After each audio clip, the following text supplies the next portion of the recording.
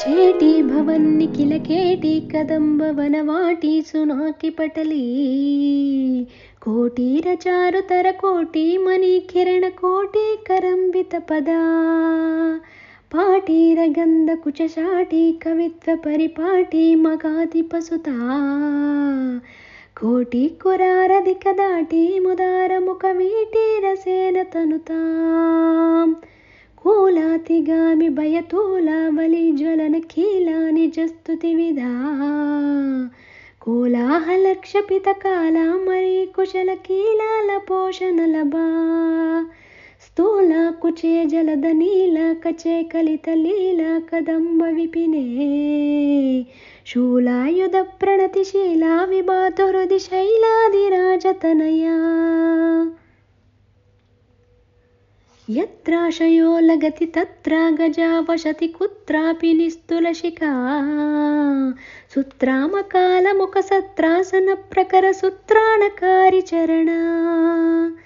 छत्रानिलातिरय पत्राभिराम गुणमित्रा मरी सुमवधू कुत्रा सहन्मननि चित्राकृति स्फुरित पुत्रादिदान निपुणा द्वैपायन प्रकृति सापायुध त्रिविध सोपान धूलिचरणा पापापहस्व मनुजापानुलीन जनतापापनोद निपुणा नीपालया सुरभिधूपालका दुरित कूपादुदञ्चयतु मां रूपादिकाशिकरि भूपालवंशमणिदीपायिता भगवती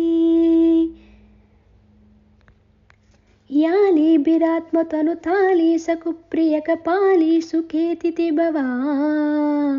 व्यालीन कुल्यसित चूली भराचरण धूलील सन्मुनिभरा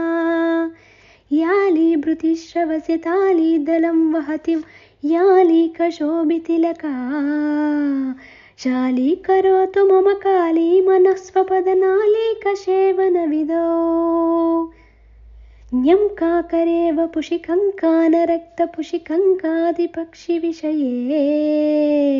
त्वं कामनामयसि किं कारणं हृदयपङ्कारी मे गिरिजां शङ्काशिलानिशितटङ्कायमानपदशङ्काशमानसुमनो झुङ्कारी भृङ्गततिमङ्कानुपेत शशिशङ्काशवक्त्रकमलाम् चेटी भवन्निखिल केटी कदम्ब वनवाटी सुनाकि पटली कोटीरचारुतर कोटी मणिकिरण कोटी करंबित पदा पाटीरगंध कुचसाटी कवित्व परिपाटी मगादि पसुता कोटी कुरारधिक दाटी मुदार मुख नीति रसेन तनुताम्